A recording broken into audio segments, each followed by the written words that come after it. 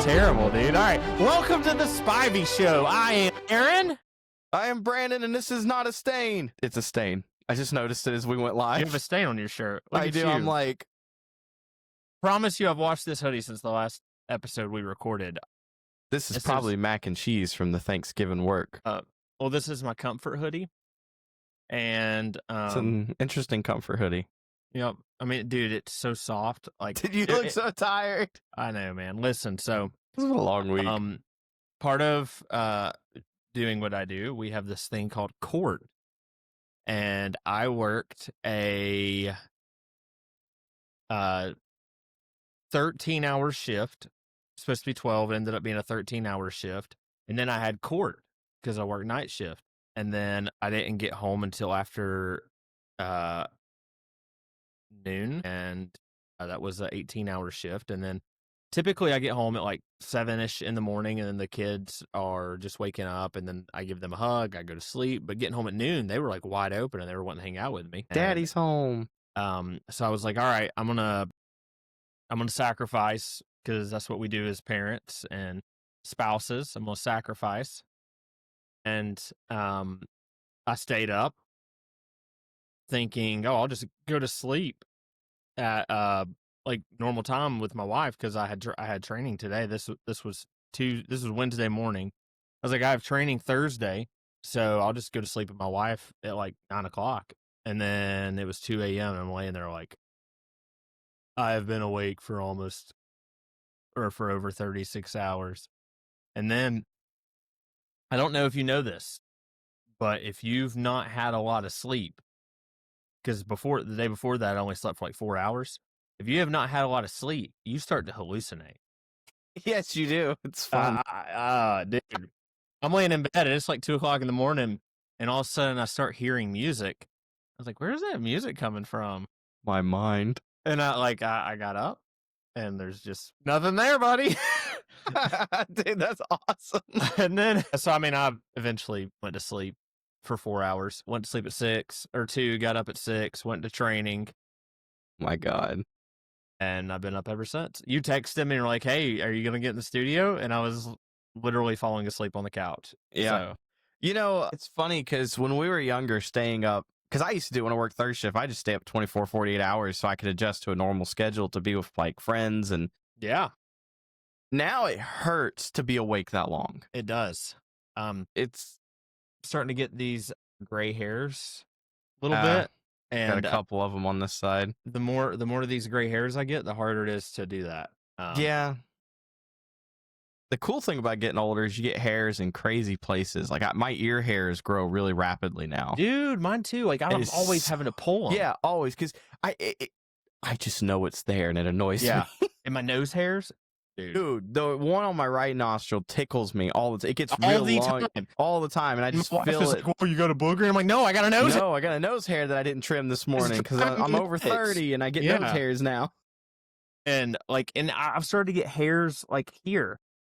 Yeah, I get them right on the end of my nose. Yeah, like I got one right now. It's right there. I got a hair right there. Isn't it weird that it like takes your body like 30 years to start growing those hairs, and then they just grow at rapid speed? And it's like, why can't that?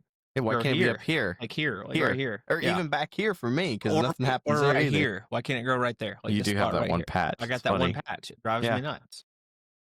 Or the top of my legs, because nothing grows there. It's weird looking. Oh no, I got tons of hair everywhere. I'm good everywhere except for on the top of my thigh. It's weird. I don't know what it is. Like, thanks, my honey. arms all the way down there. like I've got hair all the way down to my fingers, dude. Yeah, like I'm good there, and my toes, they're pretty good. Yeah. Always joke that I have hobbit feet.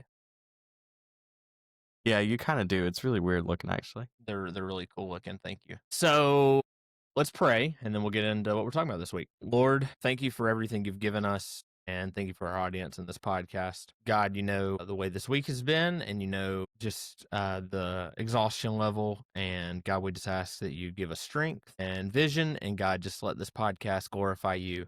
In Jesus' name we pray, amen. Amen. So this week's episode, Brandon and I were talking before the show. With my work schedule, it's easier to record a long podcast every other week. Mm-hmm. So I think what we're going to try to start doing, and I mean, this is fluid. It may change. Yeah, You need to mute your phone. I'm going to right now. Y'all don't want to hear Metal Gear? I think what we're gonna try to do is on my long week record a shorter episode for like just life updates, news stories. I mean, we're still gonna have like probably a small theological topic we talk about, kind of, and also kind of give us a space to nerd out a little bit. And then every other week, opposite of those every other weeks, we're going to have a longer theological based episode where we dive into topics in the Bible. And I think our next one's going to be wrestling God. I'm excited about that one. I've Yep, been reading like some devotionals that go along with that topic, preparing for it. yep. I think that'll be a really fun topic. Um actually we've talked about him on the show. One of my favorite artists just dropped a new album, NF. I need to And listen to it still. the first song on it is a mental battle between him, his mental illness, and God, and it's beautiful. Um, there's a line in it, and I mean I'll talk about this next week too, but there's a line in it that says it's here. I'll just pull up the lyrics because I don't want to misquote it. Yeah, I haven't listened to his new song yet. I've seen clips of it on the social medias, people sharing it, and what I've heard of it, it sounds really good. I need to actually sit down and listen to it one day. I've always liked NF. So I don't know. I think it's the bridge. It goes, standing back, watching my mansion burn to ash while I hold the gas can, asking God if he started this fire. There And you go. I mean, how often in our lives are we standing looking at a disaster that we're holding the tools of the crime for and then saying, God, did you do this? Why did you do this, God? And it reminds me of a pastor that I watched years ago. I don't even remember who it is. And it's like, um, you know, when we're standing in the ashes of whatever disaster we created, and we say, God, where are you? God, where were you when this happened? Um, the pastor said that God's answer is the same place I was when you were at the bar, the same place I was when you were at the brothel, the same place I was when you were getting getting a hookup from your dealer, the same place I was when you were cheating on your spouse. And he goes through this, like all these sins. He goes, I was right beside you, just waiting on you to turn around again and like let me embrace you. Mm-hmm. And yeah, it just that song reminded me of that. And then I'm like looking at my life and I'm like, oh my gosh, how many times have I been? And like NF's imagery is so powerful. And I'm like, how many times have I been standing in the ashes of something that I did and then said, God, why did you let this happen? And it's something I did, and I'm blaming him for it. And I know some of our listeners have been in that same boat, might be in the boat right now of going, God, why did you let this happen while you're holding the tools of the crime of whatever happened? And Man, yeah. you've got to listen to it, dude. It's What's the name of it again? It's called the Fear EP. Fear EP. Okay, I'm gonna listen to it. The song is called Fear. As you were describing it, all I could think about was, and I'll dive deeper into this when we actually go into the topic. But all I could think about was when I realized my first marriage was over. I 100% was blaming God for it and questioning everything that had happened. And I mean, you got to witness a lot of that. I did. Yep. The red flags couldn't have hit me harder in the face, and yet still tried to. Yeah, I'll definitely dive deeper into that because I think it's important for Christians to share your story. God gives us victory over our failures and victory over the paths and like incidents of our lives, and that gives us testimony that points people to. It gives us our testimony that helps us lead others to the cross. Yeah, because what we go through and how we handle and approach what we go through is our testimony. Yep, 100%. And even when you fail, your failures can be a message. What's the cliche saying? God makes a message out of a mess. Yeah. What is it? Man makes plans and God laughs. Man plans and God laughs. That's the one. Turns our mistakes into ministries. That was good. All right, end Mhm. episode. There we go. There we go. Cool. All right, we're done. No, so Brandon, what have you been up to this week? It's been a busy week. It's been kind of a it's been a bit of an emotional draining week for me. I've not been like physically exhausted like you are, with Deanna's like medical stuff and her being she recently was laid off from her job, so now she don't have insurance in order to get the stuff that she needs. This job economy, I mean, it's fantastic. Let me tell you guys, searching for a job right now is awful. When I left the agency I was at to go to the agency I'm at now, Mm-hmm. I like dabbled into the private job sector just to see if like I could land something that wasn't in law enforcement, which Right. I've done before and I was miserable. So I don't know why I even thought that I would want to do that. But I feel like I'm exactly where God wants me to be. Mm-hmm. But I mean, I went 4 months with I don't know how many applications and got one interview and I made it through the first part of the hiring process. Yeah, And it's like the job economy, like they're I mean, we're conservatives, like I mean that's what we identify as, like Christian conservative people. But I don't know where all these jobs that are being created are. I'm listening to a guy the other day talk about how cheap everything's got, and then I'm like, where are you like, buying your stuff? buddy, my grocery bill today was $300. What are you Yeah, what are you like- talking about? I have a friend who said that she quit buying milk because she just can't work it in her budget anymore. Like, Yikes. the cost of good, and back to the job market thing. I was out of work not too long ago, and I've got 10 years of experience in the field that I'm in. And I went and interviewed at a couple different places, and man, it was tough. I thank God I finally ended up where I was, because man, this company I'm at now is absolutely amazing. But that was hard. And then, of course, having my degree being an information system, I was like, I'm going to go get an IT job. And then there were all the IT layoffs. And now all the entry level positions are being filled by those people from the layoffs. And then you have companies like Square Enix, a gaming company, saying that like 70% of their quality insurance is going to be AI, because most entry level IT jobs can be handled by AI to an extent. I mean, even where I work, we use AI all the time. I'm helping train AI right now because I thought it was fascinating and wanted to learn more about it. So now I get to be a part of some of the training of it, which is cool because it is a cool system. But at the same time, I'm sitting here going, I'm training my replacement. Yeah, it's like I did that before, and now the robot does it way faster than I could ever do it. Hang on a second. And that is absolutely terrifying when you think about it, because it's really cool to be on the ground and running with that project, but at the same time, you're like, wait a minute, this thing's doing it way faster than I could ever dream of doing it. I just typed into Grok, which is Elon Musk's AI app. That AI will let you do whatever you want in it. Can you help me code an app? Absolutely. Mhm. What kind of app do you want to build? Which platforms? Do you have a preferred language? Preferred tech language? Do you need back-end support, cloud storage?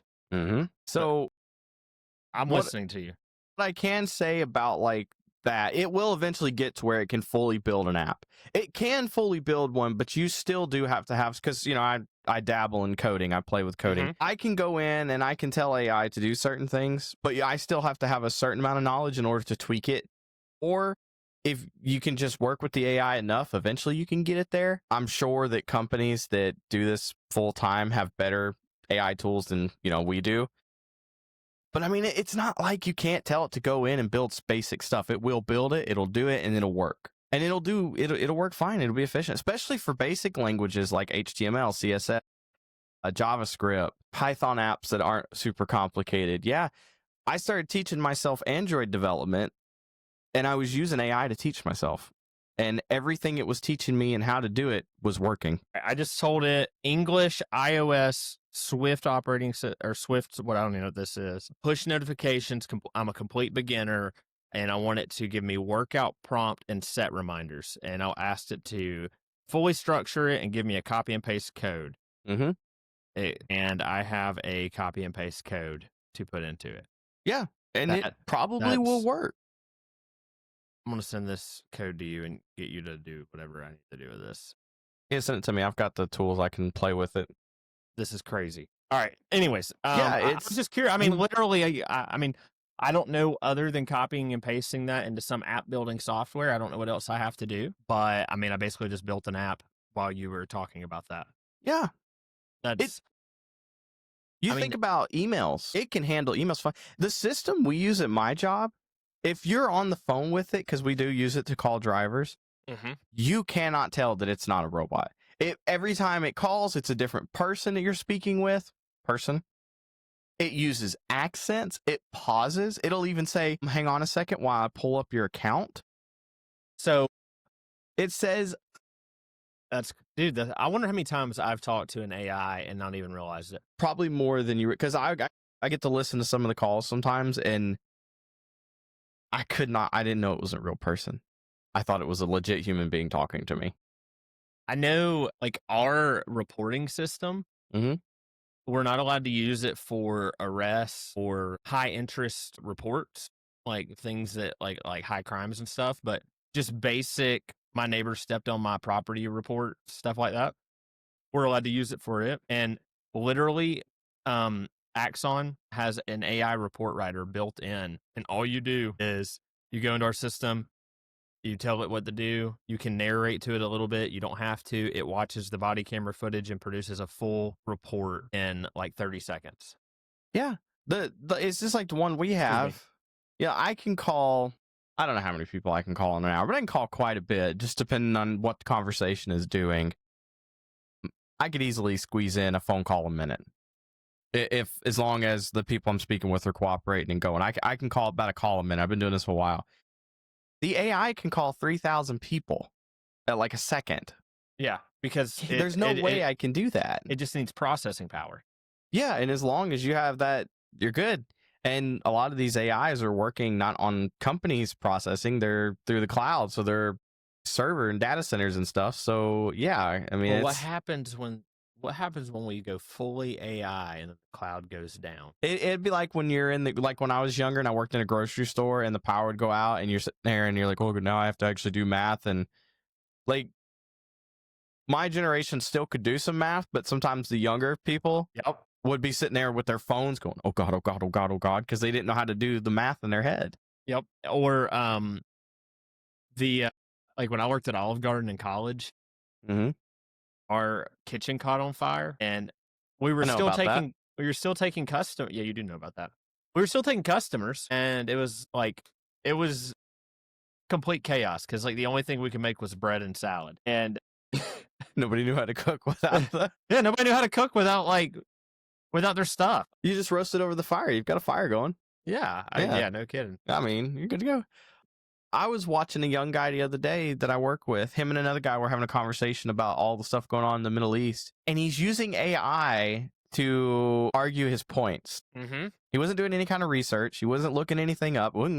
Zero critical thinking. No, just putting it in the AI and saying, I like to have these deep and thoughtful conversations with AI because it challenges me. And I'm like, no, it doesn't. AI is pretty much built to just kind of go along with you. And I mean, you can tell it to challenge you, yes. But you can type anything into AI and it does the research so fast. And that is such a cool benefit. However, there's studies out there that show that, like, not just AI, but like social media, we talked about it a couple weeks ago. Like, it's reducing the gray matter, which is like the stuff in our brain that makes our brain a brain.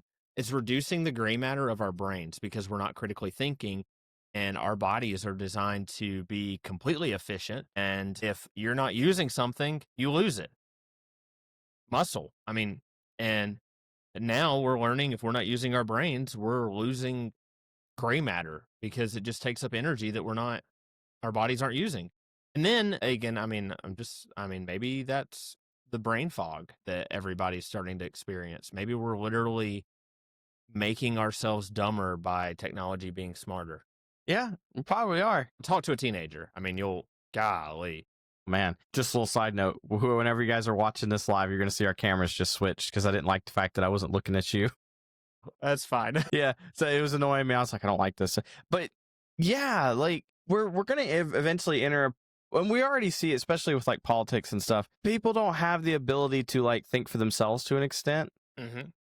I think it was Jordan Peterson, and I don't know where this guy falls in anything anymore because I hadn't really followed him in a while. But I remember one time he said talking to people was really boring because once you learn their opinion on one or two things, you pretty much know their opinion on everything. But it's kind of true.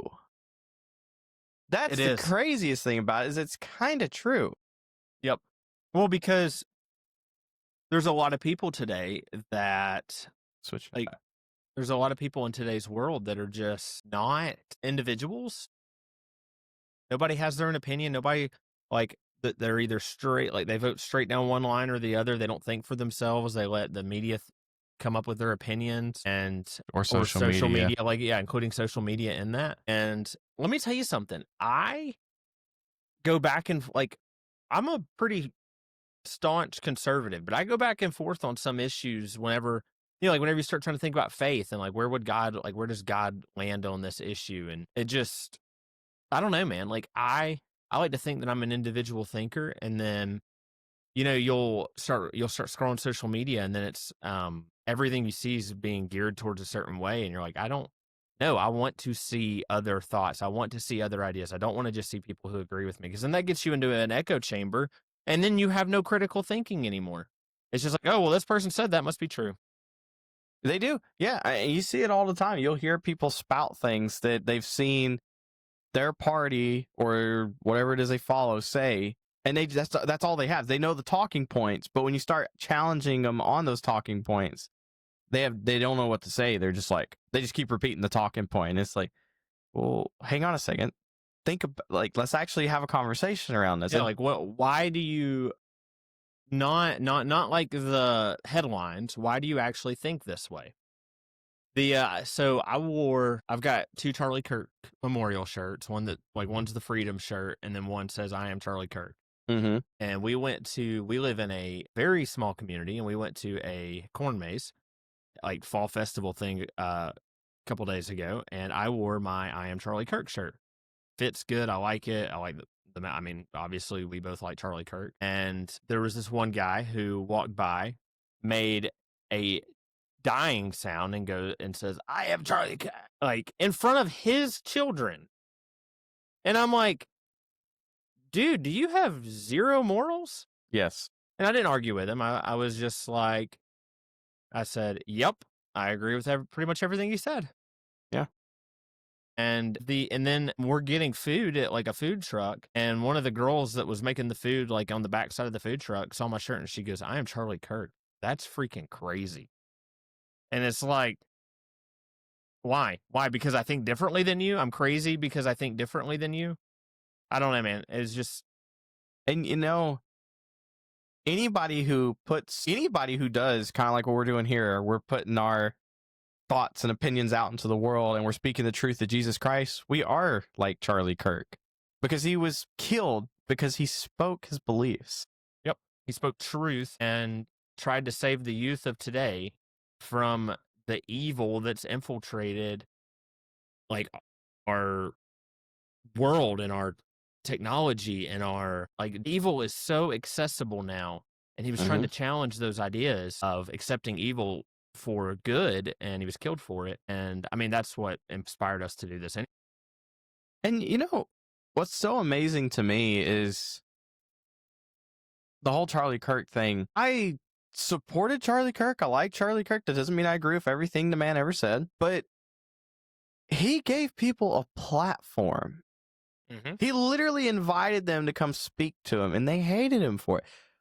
When conversation dies, that's when violence starts. We have to, the lines of communication have to stay open. We cannot, this goes for both sides, because both sides are guilty of this. We cannot just shut people out because they vote or think differently.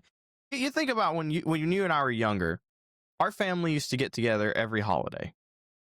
The 2008 election was pretty much the end of that, because there were very thick lines drawn, and certain family members allowed their political views to decide who was allowed to even see each other at Thanksgiving.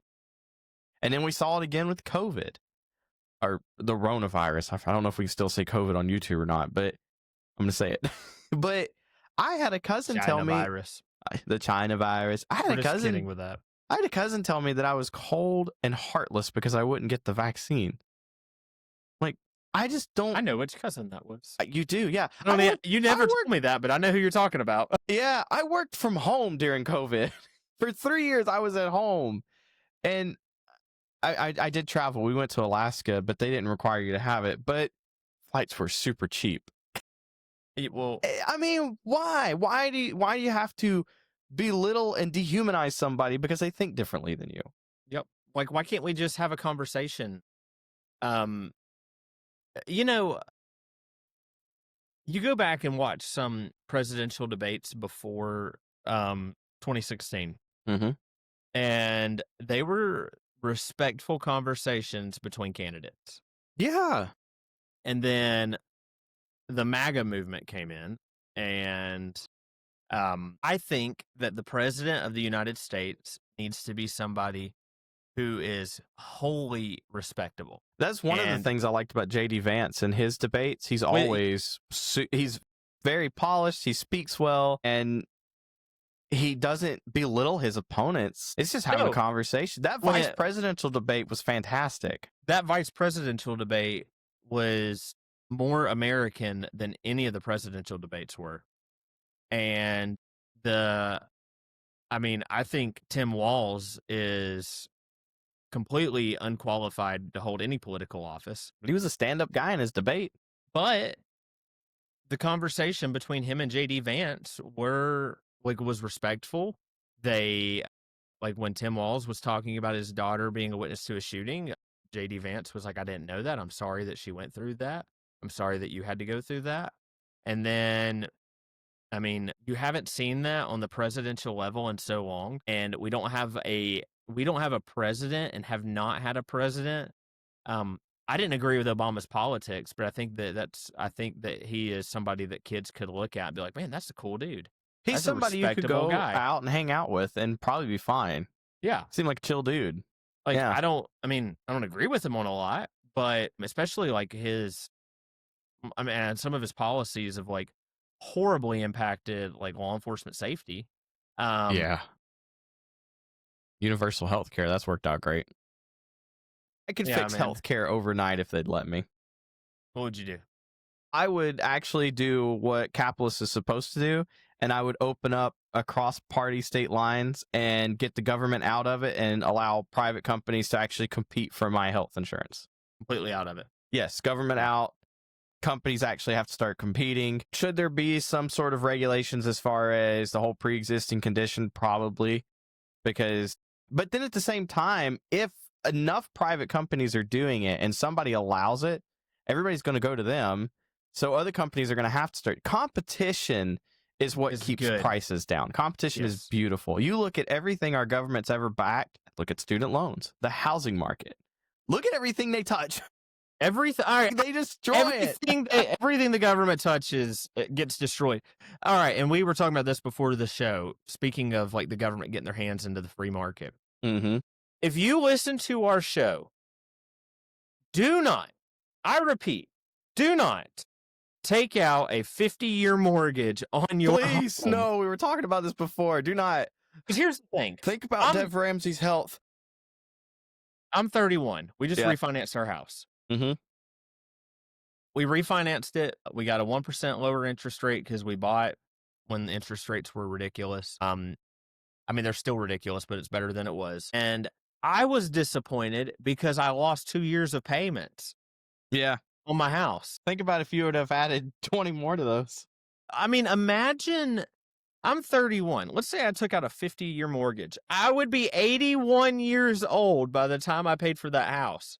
I can't wait for the phone calls on the Dave Ramsey show. You have a 50-year mortgage and a 15-year car loan?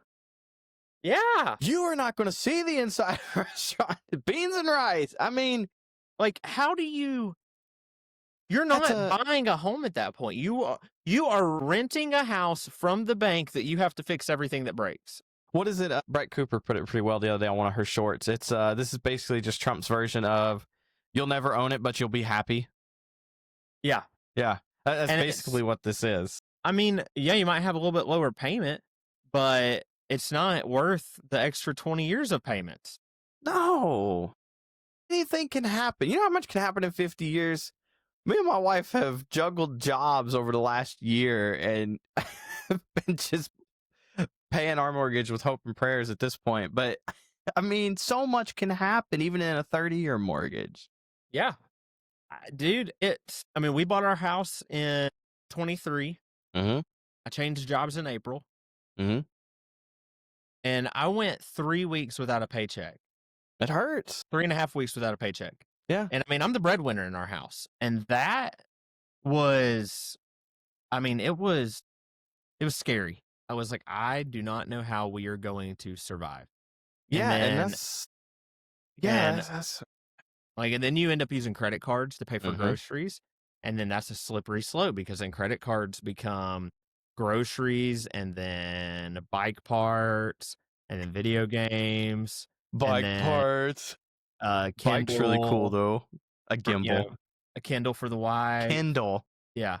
And then like you just go down this slippery slope of, and then my Father's Day present got put on a credit. I mean, we've got all that paid off now. Yeah, but still, that's how it starts. That's how it starts. And then imagine that on a 50-year loan.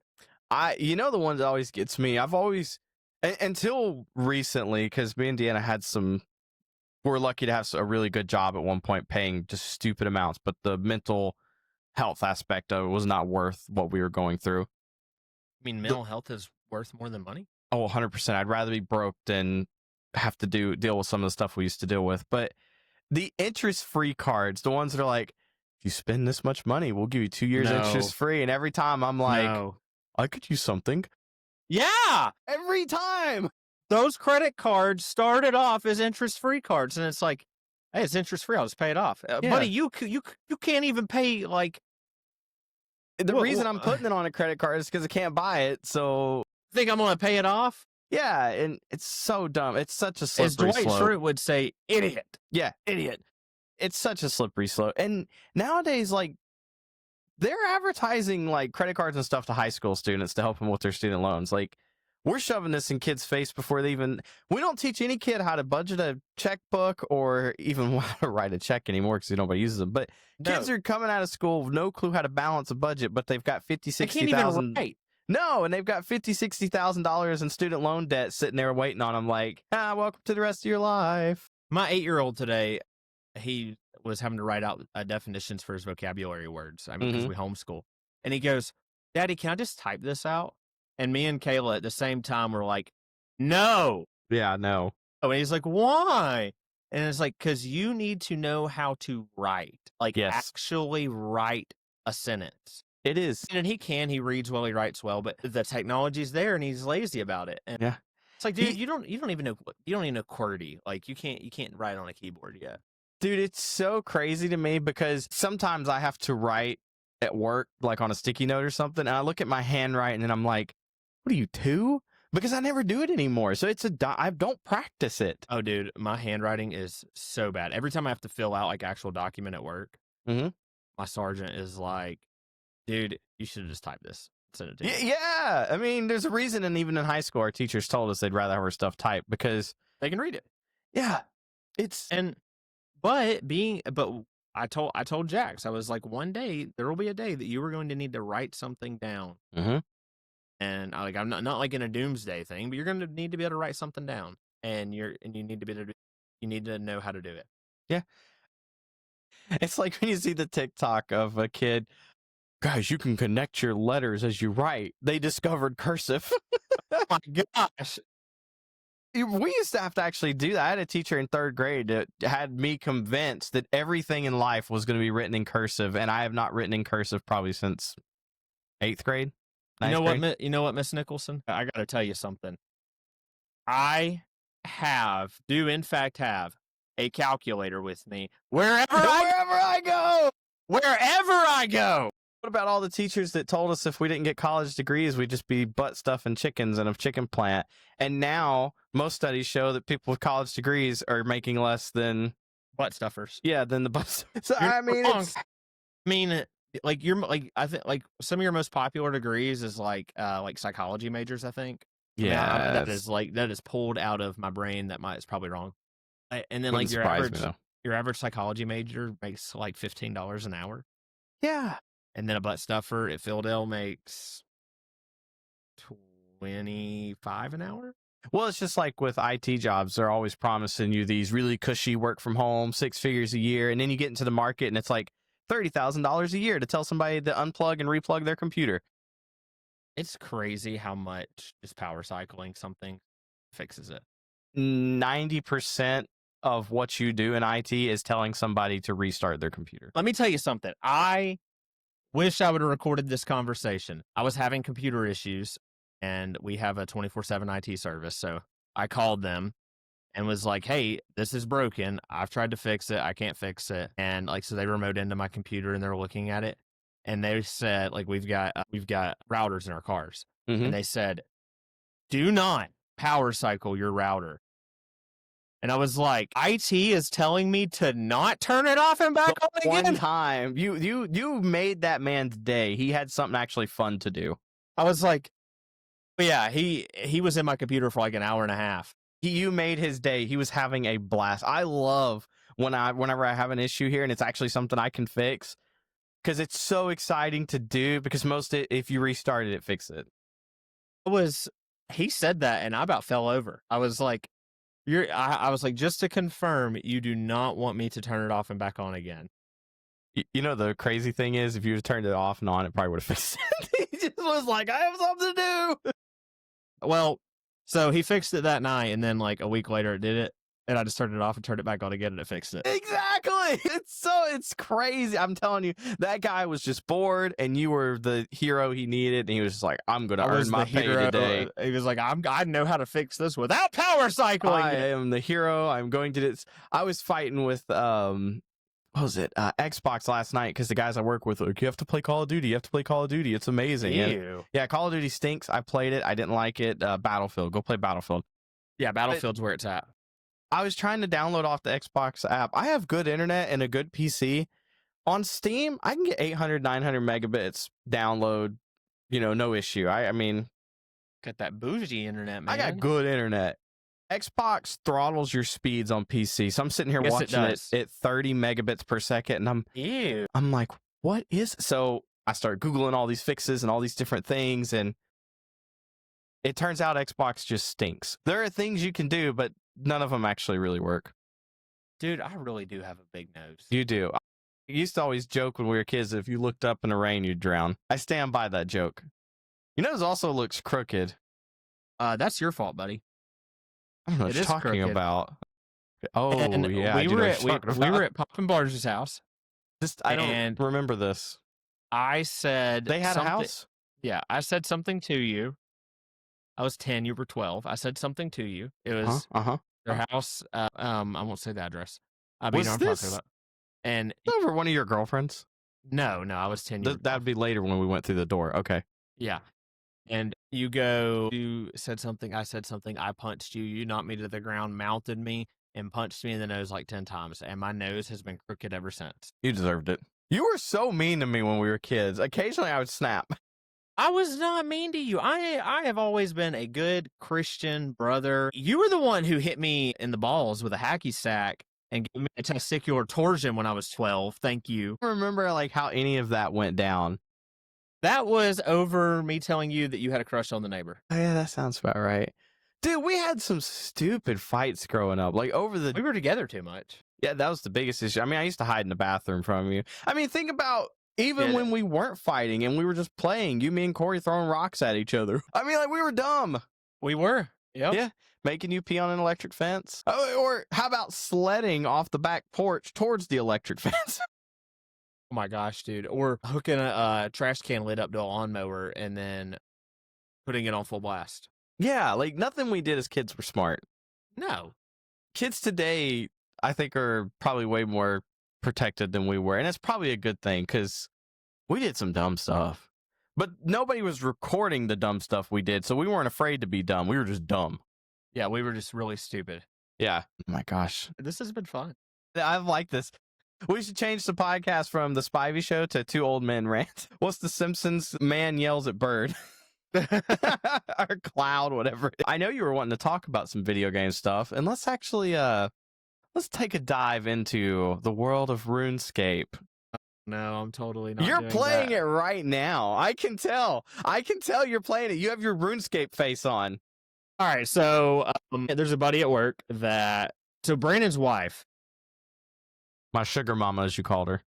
Is there anything that she does not have maxed in RuneScape? Don't think so. There may be a few skills that have recently gone up to 120 that she just hasn't finished, but she's pretty much maxed everything in the game. The only thing she really hasn't done is questing because she hates questing. See, I love questing in RuneScape. I like questing too. I like smithing and mining too. That's what I've focused mainly on. Sorry. My work. No, you're good. But I have a buddy at work that got into old school RuneScape, and he got me playing it on my phone, and then I downloaded it on the computer, and then now I'm like deep into it. And then I was like, you know what? Let me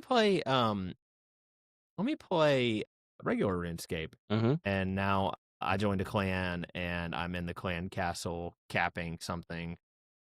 You know something? Oh, go ahead. No, I'm just nerding out, dude. I'm loving every bit of it. It reminds me of being a kid. Yeah, I was gonna say because I've been playing it lately too, and I've enjoyed the whole feeling like a kid again. But also, the community of RuneScape just seems so untainted by the world. There's like no politics in that game, and if there is, I haven't seen any of it yet from what I've played. There's no trying to shove weird political message down the throat of kids. No, dude. So the other day, like in old school RuneScape, I went and like defeated Elvarg, so now I can wear a rune body plate, a rune plate body. And I went to Edgeville and I typed into global chat. I said, "Bow to me, I have slayed the great Elvarg." And this dude walks up to me, gives me a trade offer, gives me 10 million gold, says congratulations, and walked away. Yeah, like the community is like just so chill, dude. I was like, this is what heaven is like.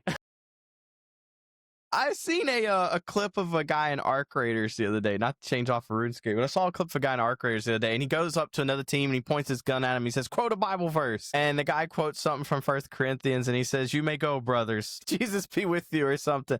I thought that's the kind of like wholesome game stuff. Like, that's what makes me love video games and some of the communities and stuff. It's just wholesome, good, fun. Mm-hmm. It's just gamers get kind of a bad rap on certain things. But man, I've met some incredible people gaming, as you. Yep. So I was reading my work chat. But no, you're right. I'm actually literally mining.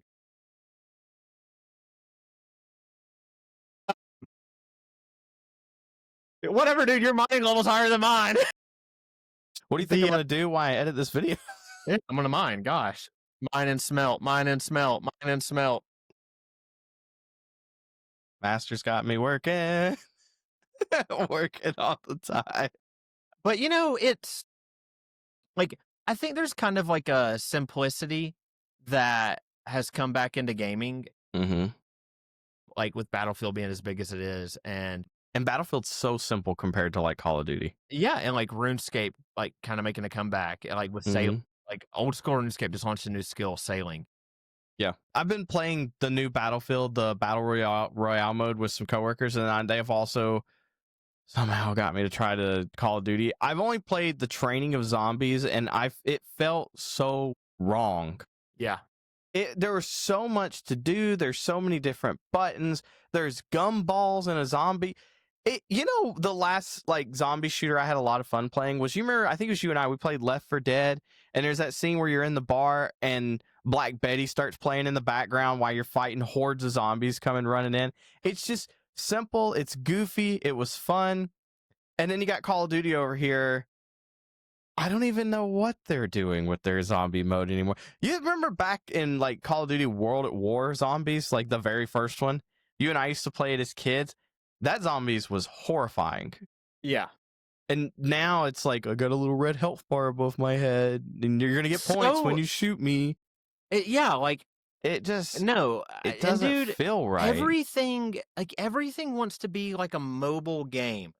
And that's what it feels like. It feels like I'm playing a gotcha game. Yeah, like I don't want to play that. Like I don't want to open packs. I don't want to I mean, I don't even really like the battle pass in Battlefield, other than it helps me unlock cool guns. It's simple Um, though. It just kind but of it's a happens in simple. the It just background. happens. Yeah. Like the everything now has to have a battle pass, and like respect my time as a dad who still likes to game.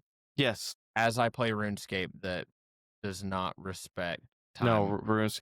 Well, I mean, like RuneScape, you double-edged can spear. turn RuneScape on in the background and continue to Mhm. do other things, and it's Yeah. just in the background.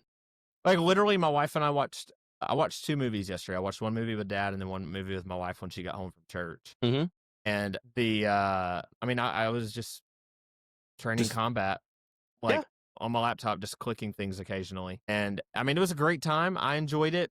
I watched literally the full movie, and I kind of like that kind of gaming. Mhm. But it's not like mobile gaming where you feel like you have to log in every single day and do everything the like Destiny wants 1,000,000% of your time. I was about to go into. I love Destiny. I don't know. I think what made me fall in love with Destiny was when I first was starting to stream. That's where like my community like started to grow. Was playing it. Mhm. That and just some of the people I play with almost daily. I met playing that game. Destiny respects none of your time, and No. I don't mind having one game in my life like that. But there are times where I'm just like, okay, I have to log in today because, like, my wife knows December 13th, there's a dungeon race, and she's already like, so you're going to be away for like 24 hours. And I'm like, yeah. And with each race, and I'm still debating if I'm actually going to participate in this one. With each one of them, I'm like, do I want to continue to give that game that much of my time on a Saturday? This much of my life. Yeah. And like my wife's a gamer too. Like she plays runes and she's maxed all her skills. Like she has no issue with me doing that once in a while. It's fine with her. But the last dungeon race we were able to complete. I was able to get the contest clear. I felt kind of dirty afterwards though because of how long it took us to do it. Hmm. And I just started sitting there thinking like, do I still want to give? Renegades is about to come out and it's a Star Wars expansion, so I'm going to be giving all my time to it. But after that, am I good? Do I really want to like how much of this can I honestly do anymore? Like, you know what I mean? Yeah, because whenever a new expansion comes out or something, I play a lot just because you have to in order to get prepared for these races, in order to get all the gear, and I make content on it, so I like to get things as quick as I can so that I can tell other people about it. And sometimes you sit here and you're like, oh my God, where'd my week go? Well, let me go check how many hours I put in Destiny this week. You don't want to see that. No, it makes you feel dirty. It's Well, and something then weird. from a biblical standpoint, It's not right. how much of an idol are you making out of that game? As you look RuneScape. I'm just making sure it's still like he's Right, still yeah, throwing I know. wood I'm in just it. giving you a hard time. I'm throwing It's wood in a just- fire right now. He's just doing things. Yeah, no, I'm just Well, giving you a was hard like, time. would you but- want to play a game that all you gotta do is click? And I'm like, because my brain can be doing something else. Yeah, it's something to just kind of. I think there is a certain level of healthy distractions. You don't want to distract yourself from your entire life, like what people do with like certain alcohol and drugs. They distract themselves from everything. But I think, and I mean, there are studies that show that people who game have better or quicker decision making. Their brain stays sharper longer. But like anything, moderation. Yep, gotta Doing do it it- in moderation. Yeah, doing it nonstop every single day to where you never see the light is bad for you. And I think like one of the younger guys I work with, he's Gen Z, and he talked about one of the reasons he likes going to church is because it's the only community he has. And it's cool, and he's a gamer. As cool as gaming is, and as cool as the communities are you meet, you're not. I mean, like we said in the one thing, we still have to go out and meet people in person. Yeah. That in-person connection is so important. So important. So, me and Aaron are both heavy gamers. I mean, you can see it here. We're both heavy gamers. We like gaming, but Aaron goes to church on Sunday. I go to church on Sunday. There are more important things than sitting in front of a screen. There's real humans out there that you can interact with. And if my wife looks at me and says, hey, honey, I just need a day with you and me, I'm not gaming that day. I'm going to her and saying, all right, cool. Whatever you need, babe. Because she does allow me to game quite a bit. So whenever she says she needs me, I'm not going to be like, oh, but babe, I work all the time. And what? No. And I've heard people say things like that. All I want to do when I get home is hop on my game. Man, that sucks. I hate that people feel that way because I get it if you're like a single dude or something, you get off and you just want to go home and chill. I get that. But if you're married and that's your thought, I'm sorry.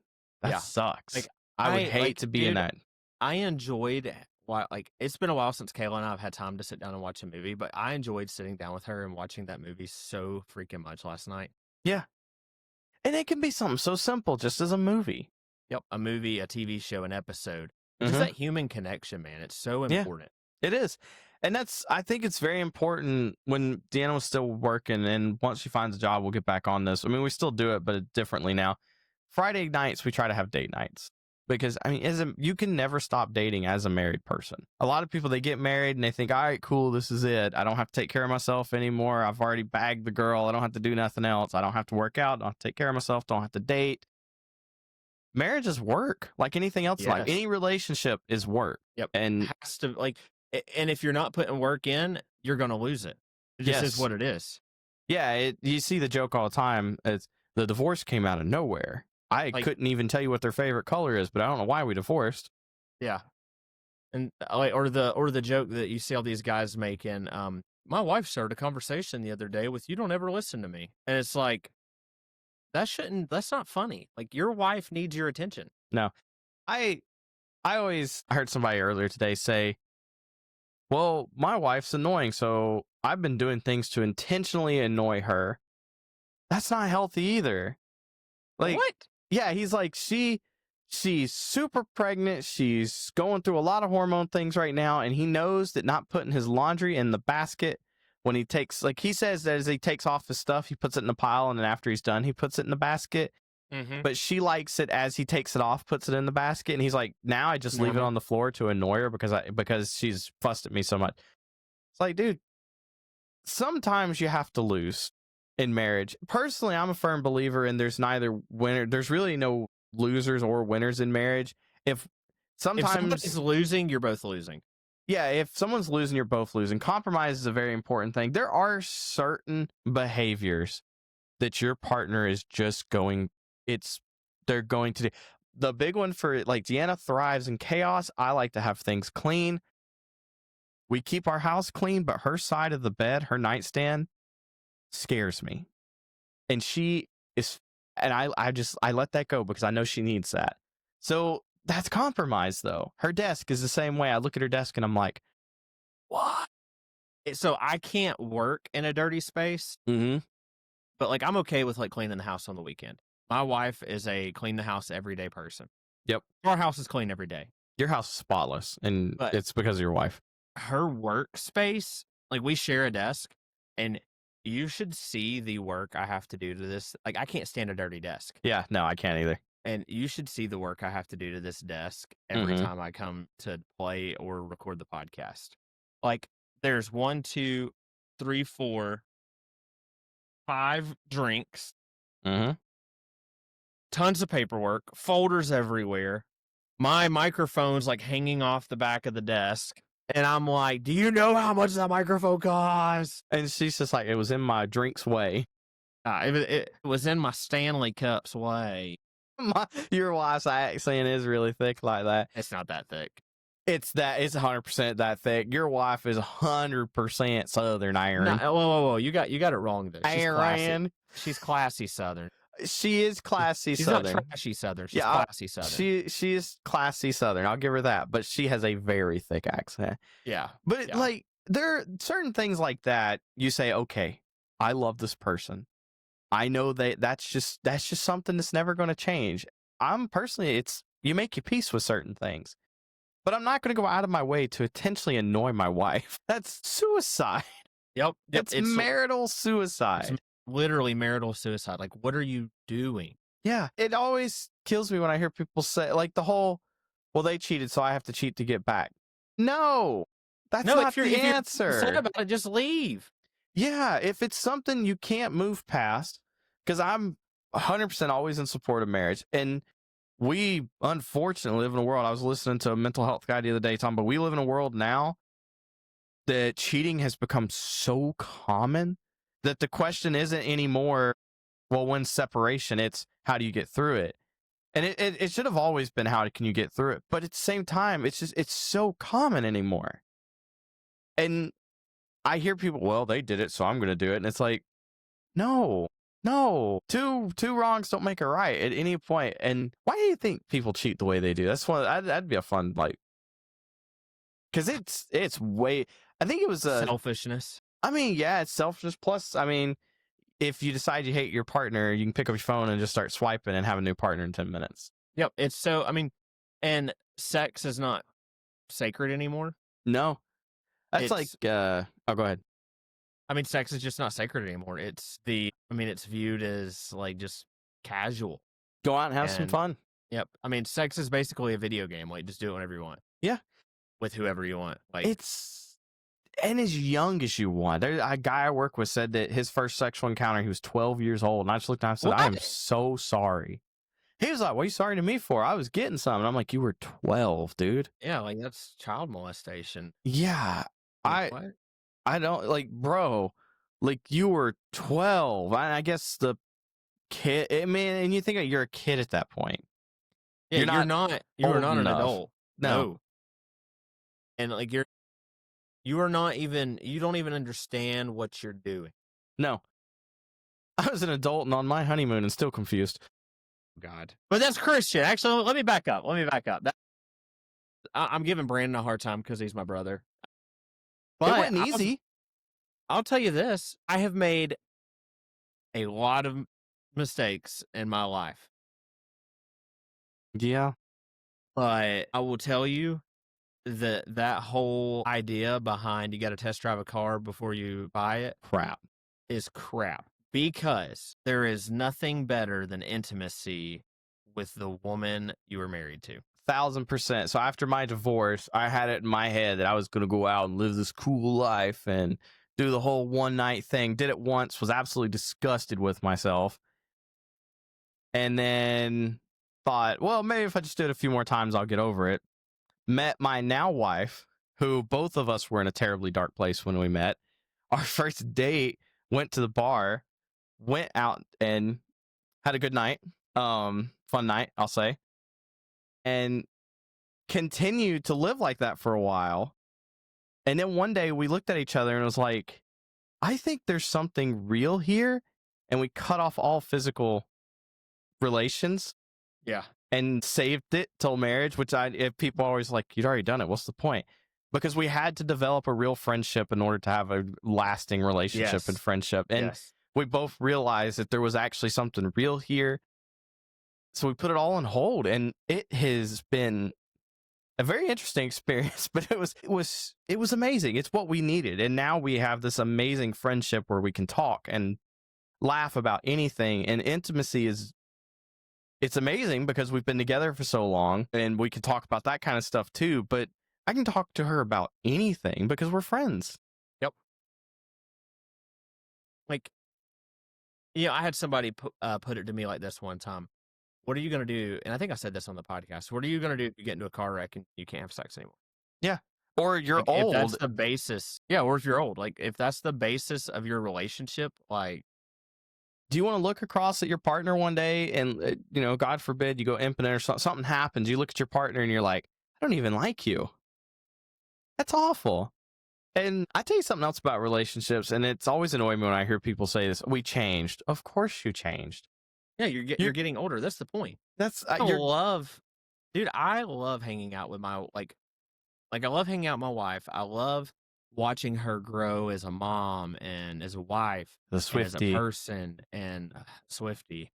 And but I not to cut this conversation off, but I have court in the morning. I know. in 11 hours. Before we cut this out, though, Yes.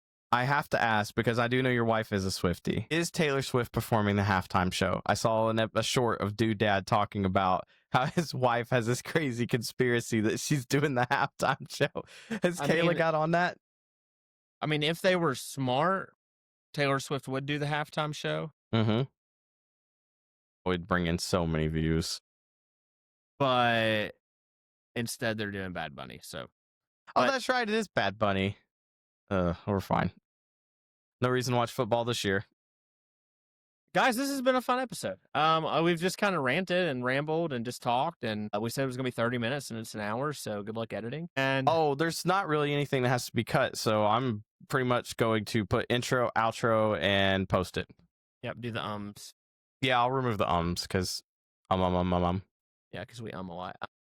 But with that said, y'all, I gotta go. Brandon, I love you, dude. You wanna close this out?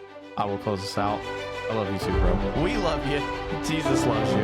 God bless y'all. All right, see you.